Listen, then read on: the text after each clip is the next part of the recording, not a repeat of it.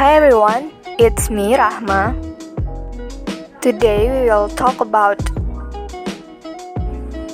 computer assisted learning language, or we can say CALL. So I will explain from the definition to the teaching role. Jadi apa sih CALL itu? CALL is an approach to language teaching and learning and the best way to learning in the future.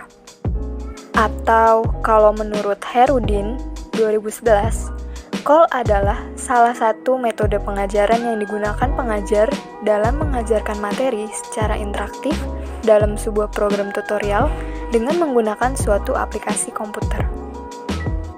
Nah, tujuan pembelajaran CALL ini adalah untuk memajukan pengajaran dan pembelajaran bahasa Inggris. Which is keren banget gak sih? Berikutnya ada prinsip CALL. Jadi CALL ini menggunakan teknologi untuk pengajaran bahasa Inggris bergantung pada prinsip-prinsip dasar yang berkaitan dengan setting, kondisi, atau pedoman sebagai dasar untuk merancang kegiatan CALL. Gitu guys.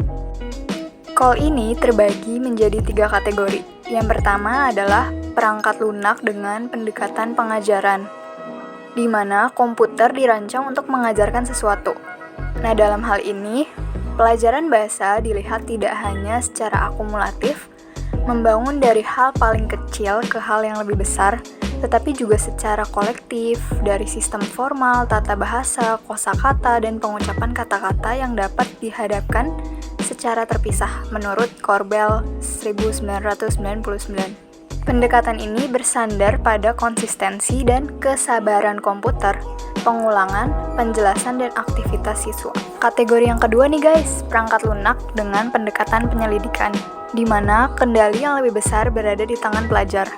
Nah, dalam hal ini, belajar bahasa dilihat sebagai bagian kompleks yang saling berjalin dari sebuah sistem. Pelajaran bahasa diperlakukan sebagai sebuah proses penemuan atau penyelidikan sampai pembentukan melalui uji coba hipotesis yang dilakukan sendiri oleh siswa. Kategori yang ketiga adalah perangkat lunak untuk memanipulasi teks. Pendekatan ini melihat bahasa sebagai satuan sistem yang terintegrasi, sedangkan komputer adalah sebagai alat. Lalu gimana sih peran seorang pengajar dalam pembelajaran CALL? Jadi pengajar perlu memiliki kompetensi teknis yang diperlukan untuk mengelola instalasi dan penggunaan software CALL. Karena antusiasme peserta didik itu bisa berkurang ketika kesulitan teknis sering terjadi.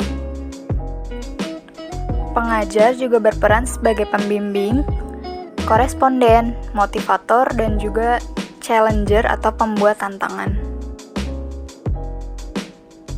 Instead of handing down knowledge to students and being the center of students' attention, teachers become guides as they construct the activities students are to do and help them as students complete the assigned task. Okay, that's all. Hope you guys enjoy my video. Thanks for watching. See ya!